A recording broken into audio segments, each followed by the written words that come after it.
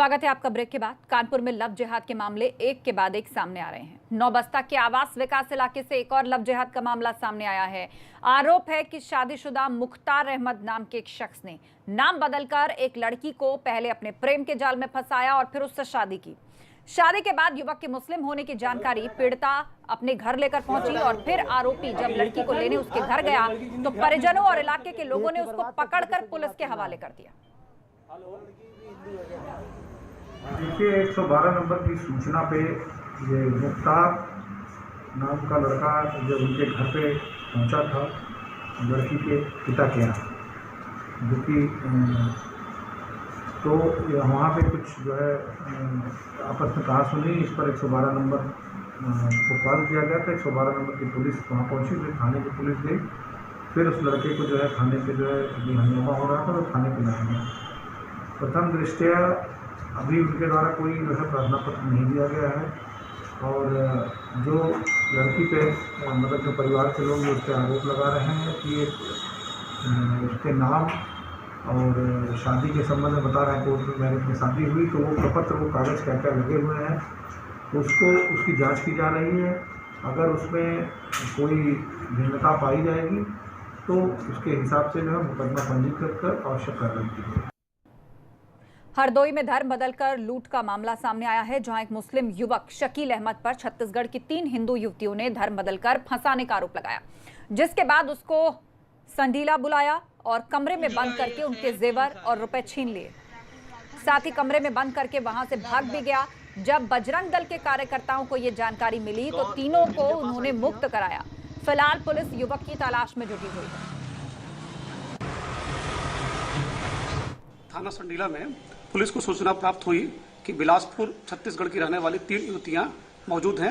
जब इन युवतियों को थाने पर जब आई और जब इन्होंने एक तहरीर स्थानीय थाने को दिया, जिसमें इनके द्वारा बताया गया कि संडीला छत के रहने वाले 3 लड़कों ने इनके साथ नाम पता बदलकर बातचीत की, इनको शादी का झांसा दिया और यहाँ बुलाया। तहरीर प्राप्त करते ही पुलिस ने तुरंत मुकदमा पंजीकृत कर लिया। नामित अभियुक्त गणों को गिरफ्तारी कर ली गई है। अभियुक्त गणों से पूछताछ की जा रही है। उचित वैधानिक कार्रवाई प्रचलन में है। अन्य तथ्यों की अन्य पहलुओं की भी इस विवेचना में जांच की जा रही है। उत्तर प्रदेश में धर्मांतरण को लेकर अध्यादेश के खिलाफ सियासी सुगबुगाहट शुरू हो गई है। माना जा रहा है कि इसे लेकर सरकार कदम उठाने जा रही है। हालांकि विपक्ष ने अभी से इसका विरोध भी शुरू कर दिया है, जिसका भाजपा नेता लगातार जवाब दे रहे हैं।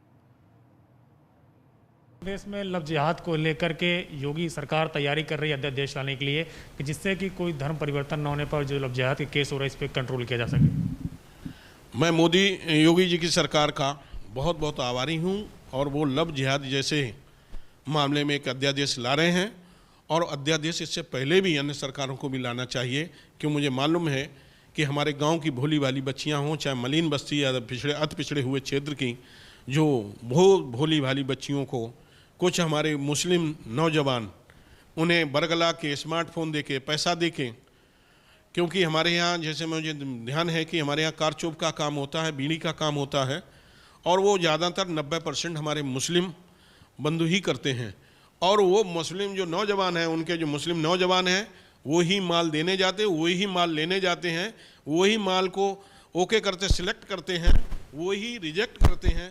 तो कहीं ना कहीं जब रिजेक्ट करते हैं तो वो भोली भाली लड़कियों को अपने चुंगल में मानसिक रूप से टॉर्चर करते हैं और वो लड़कियों को अपने प्यार में अपने अधीनस्थ करके उनके साथ शारीरिक शोषण करते हैं और शारीरिक शोषण करने के बाद या तो वो कहीं दह व्यापार में ले बेच देते हैं या वो अपने समाज के किसी न किसी आदमी ले जाके उसको बेच देते हैं। तो इसलिए उनका धर्म परिवर्तन करा देते हैं।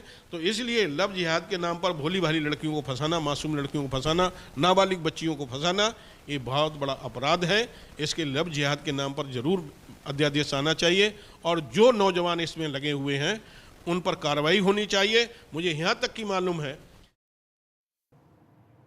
और अब उत्तराखंड से जुड़ी खबरों का रुख करते हैं। अगर आप उत्तराखंड जाने की सोच रहे हैं तो ये खबर आपके लिए बहुत जरूरी है। दरअसल सरकार ने अब ये साफ कर दिया है कि अगर कोई 3 से 4 दिन के लिए उत्तराखंड आना चाहता है तो सबसे पहले उसको कोविड टेस्ट कराना जरूरी है, लेकिन हाई रिस्क जोन पड़ने वाले शहरों से आने वालों के लिए कोविड टेस्ट कराना होगा और इसके लिए स्मार्ट सिटी देहरादून वेबसाइट पर आपको जाना होगा, जहां से आप सारे निर्देश पढ़ सकते हैं।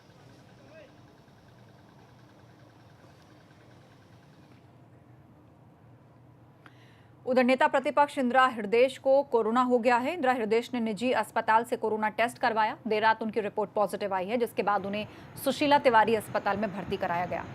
हालांकि इंदिरा हृदयेश के परिजनों ने रात ही अस्पताल से उन्हें डिस्चार्ज कराया था। उनके परिवार की शिकायत है कि सुशीला तिवारी अस्पताल में सुविधाएं नहीं हैं। इंदिरा हृदयेश फिलहाल होम आइसोलेशन में।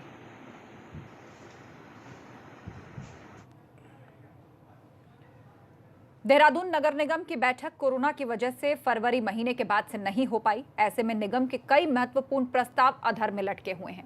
देहरादून नगर निगम में लगातार अधिकारियों और कर्मचारियों के कोरोना पॉजिटिव आने की वजह से निगम बार बार बंद करना पड़ रहा है।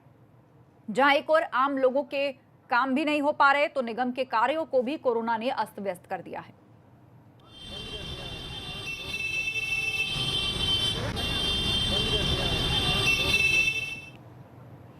मसूरी एसडीएम मनीष कुमार ने पुलिस बल के साथ मसूरी के अलग अलग होटल्स पर सघन चेकिंग अभियान चलाया, जिसमें दूसरे राज्यों से आने वाले पर्यटकों की जानकारी ली गई। एसडीएम ने निरीक्षण के दौरान देखा कि कई होटल्स ने एंटीजन टेस्ट रिपोर्ट लेकर पर्यटकों को रूम दिए, जो नियमों के खिलाफ है। ऐसे में एसडीएम ने चेतावनी दी है कि अगर कोई भी नियमों का उल्लंघन करते पाया जाता है तो उसके खिलाफ कार्रवाई की जा सकती है। शुक्रवार को कई होटल्स के चालान भी काटे गए।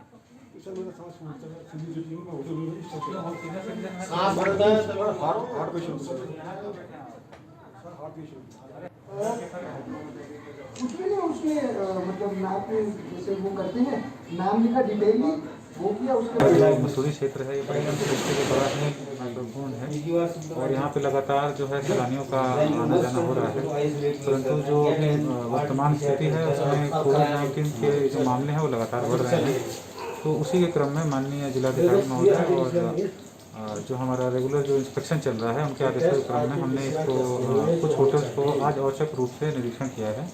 उसमें कुछ कमियां पाई गई हैं, जिनके जो कमियां पाई गई हैं उनको सुधार के लिए उनको बताया गया है और जहां पे हमें लग रहा है कि जहां दंडात्मक कार्रवाई की आवश्यकता है वहां दंडात्मक कार्रवाई भी आज की जाएगी। इसी के साथ इस बुलेटिन में बस इतना ही, लेकिन